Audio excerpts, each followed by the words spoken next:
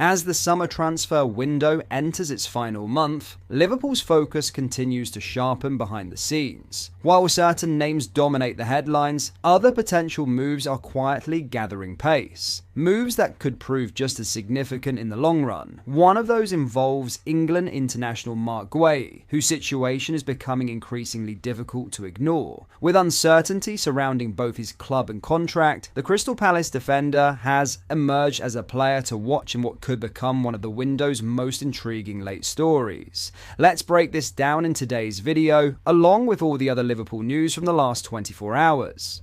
There is so much to discuss in today's video, so be sure to like the video and subscribe to the channel for daily Liverpool content.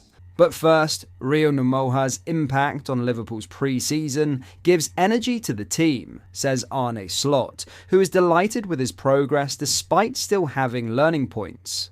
Numoha scored his second goal of pre-season and his first in front of a crowd when he made it 3-1 in Liverpool's comfortable win over Yokohama F. Marinos. It capped another impressive showing from the 16-year-old, who replaced Cody Gakpo for the final 27 minutes in Japan's Nissan Stadium. There has been considerable hype around Numoha's performances so far in pre-season, and it is easy to see why, though while Slot is a big admirer of his number 73, he knows there is still work to be done. Rio, again, showed the quality he has, and that's nice for us, he told reporters in his post-match press conference. We have a lot of very good players, but to get some very good players through the academy is always helpful, always gives energy to a team as well. It's always nice to see young players from 16, 17 or 18 years old already impacting a game. But there was also a moment in the game where he should have squared it to Maka or Curtis, so also learning points for him. But if you are 16 and you can impact the game like he did, that's definitely worth a compliment.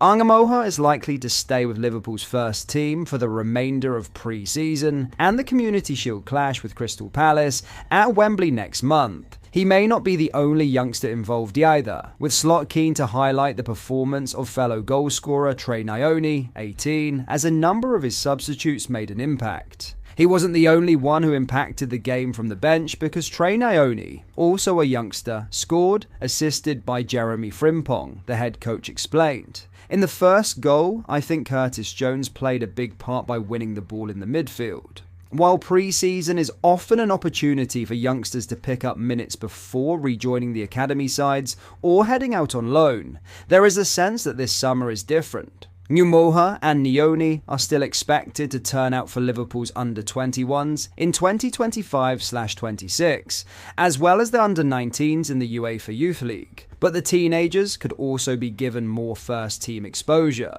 It would be remiss to get carried away with their performances in a handful of friendlies, but there is little denying the impression they are making. Now, in a huge Guehi to Liverpool update, Liverpool are keeping close tabs on Marc Guehi as the final month of the transfer window unfolds, with the Crystal Palace captain emerging as a potential late summer move. With less than a year remaining on his current contract and no sign of a renewal at Selhurst Park, the 24-year-old could soon become a key piece in Liverpool's long-term defensive puzzle, whether that deal materialises now or further down the line. While much of the attention is centred on Alexander Isak and the striker's desire to leave Newcastle United, Liverpool's recruitment team continues to explore options to reinforce the back line. Should both Isak and Guehi arrive at Anfield, the club's total summer outlay for 2025 could soar towards the £450 million mark. Yet in Guehi's case, Liverpool may not feel pressured to act immediately.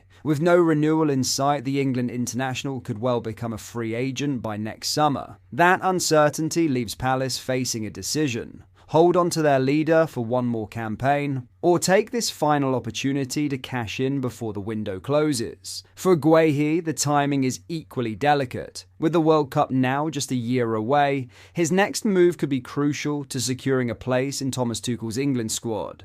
Meanwhile, off the pitch, Palace's future remains clouded by the club's ongoing dispute with UEFA over their right to play in the Europa League.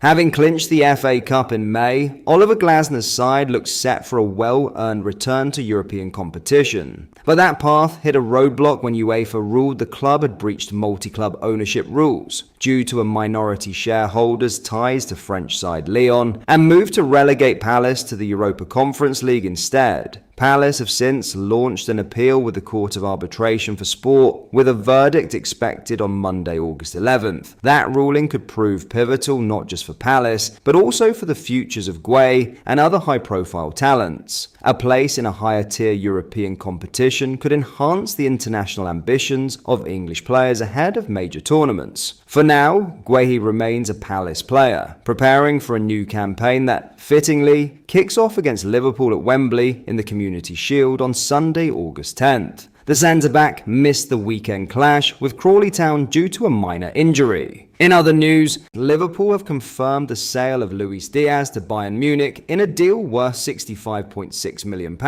with the forward departing after 3.5 years. Diaz left Liverpool's pre-season camp in Japan on Monday before undergoing a medical in Germany the following day. The Colombian's transfer is now official, with Bayern agreeing a deal which stands as the third biggest sale in Liverpool's history. LFC News understands the £65.6 million package was finalised late last week after talks resumed following persistent contact from Bayern.